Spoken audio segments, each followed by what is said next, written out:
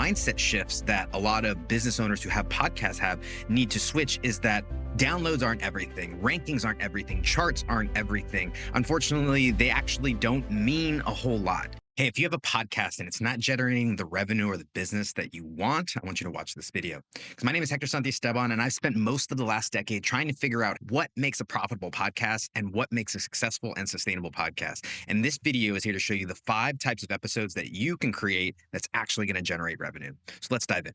Now, one of the big perspectives and one of the big mindset shifts that a lot of business owners who have podcasts need to switch is that downloads aren't everything, rankings aren't everything, charts aren't everything. Unfortunately, they actually don't mean a whole lot. And the challenge is that oftentimes as business owners, we want to have metrics, we want to be able to measure things, we want to be able to know whether or not something is working. And in the podcast world, the only things that we really had to look at was downloads, subscribers, or if you use your show on social media, maybe you can start to get some of the analytics from the impressions there. But the challenge is that downloads don't equal dollars and rankings don't equal revenue. Chart appearances don't equal clients. And so what this means is that the traditional vanity metrics that everybody always chases is actually going to lead you down a path that's only going to end up in frustration, angst, and leaving you in a place where you have this show that almost feels like a sunk cost because you don't want to stop, you don't want to give up because you know that you've already put so much time, effort, money into it and you've got some momentum and it's not actually generating and it's not actually working in the way that you want it to. And instead of measuring it like a media company, let's actually turn it into the marketing and awareness channel that it can actually be. And if done correctly, I'll show you a little later in the video how it can actually help you in your sales process directly.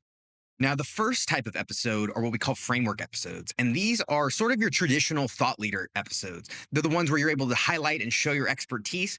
And the reason that this is important is because there's so many business leaders who have a ton of experience, a ton of skills, a ton of knowledge that's in their head. And the unfortunate part is that that's the only place that it ever stays. Sometimes they share it with clients on calls. Sometimes they share it with their team internally. But outside of that, no one really knows how special or no one really knows how much value this person actually can provide, because it's all locked up in their head. And so the framework should actually be showing your clients what it is that you do for them and how it is that you do it.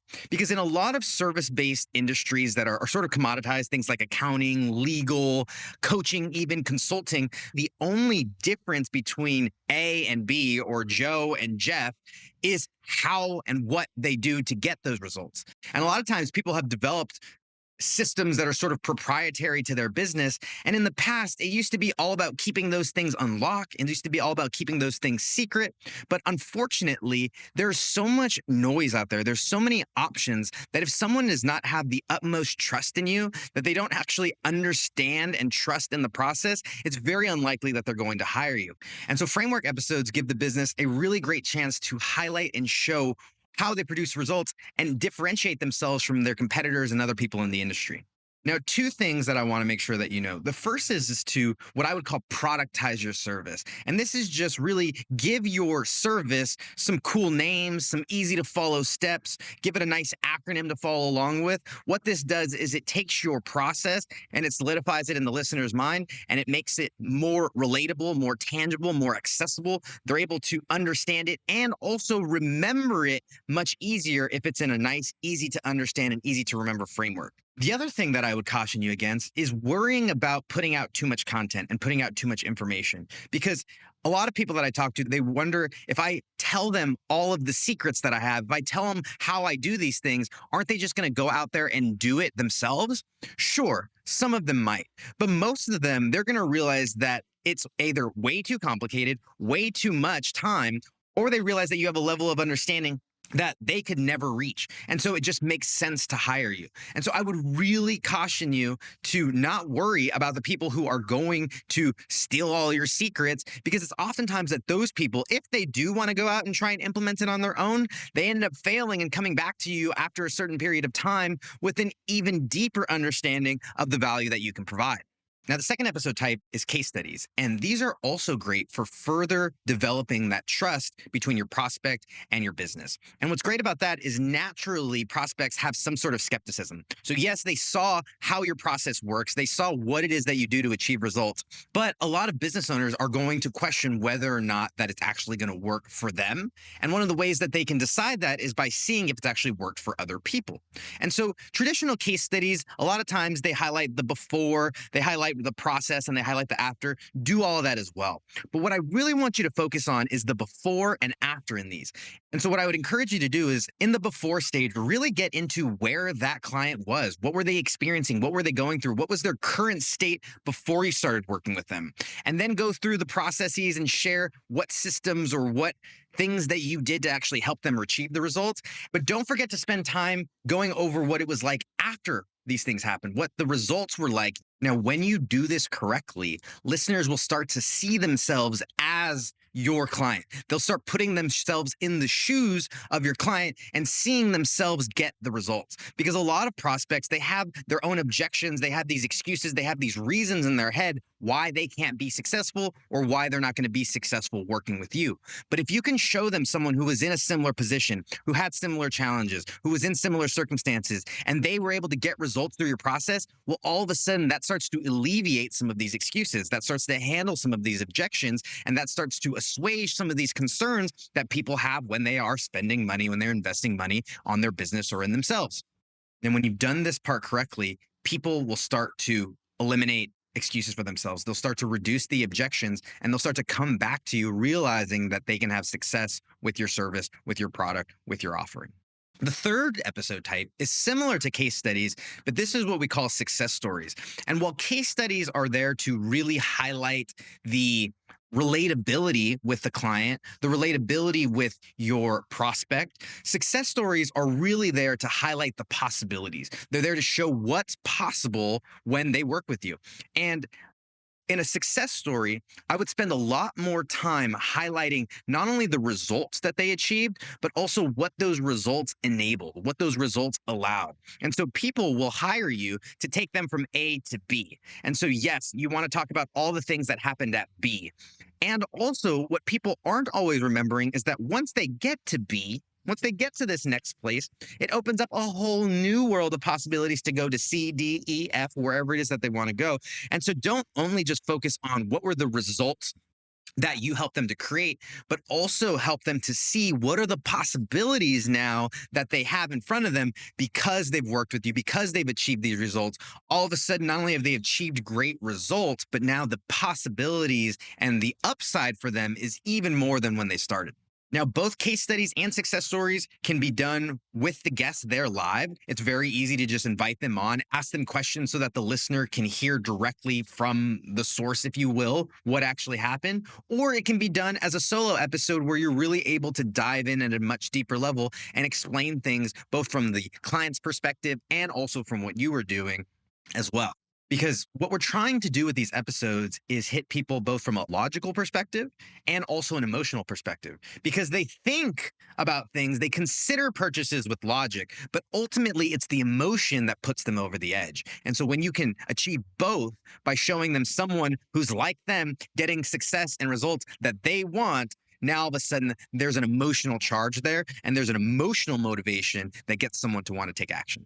The fourth type of episode is common mistakes that your clients are making, or common mistakes that people that you serve make. And the reason is often your clients are doing things. They're already trying stuff. It's not a lack of effort. It's not a lack of time. It might not even be a lack of investment or money.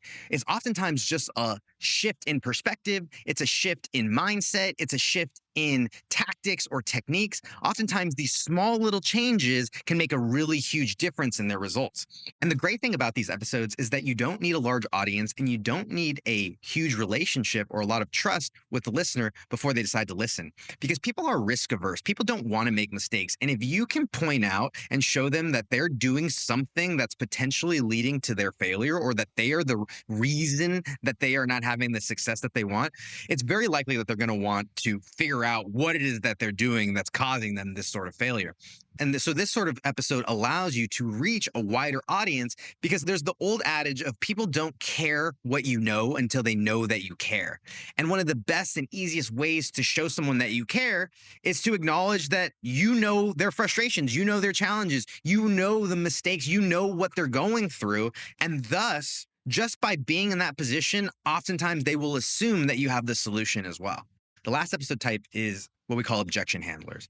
And a lot of podcasters will have the publish and pray sort of mentality, which is that they put out a post or they put out an episode and they just hope that people find it. They hope that the right listeners listen to it at the right sort of time.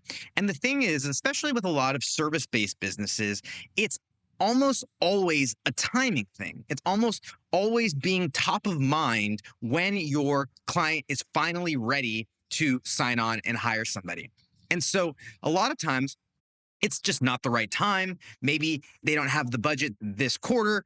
Maybe they're trying to figure out things internally. Whatever it is, there are objections that people have. And if you can help to create episodes that actually answer those objections, that handle those, well, all of a sudden you give yourself a reason to accelerate that pipeline process. You give yourself a reason to shorten the amount of time that it's going to take for them to sign on. Now, the nice thing is that most of the time, people don't buy for much of the same reasons. And I mentioned them a little bit. Too expensive, too much time, not for me. They're very, very simple.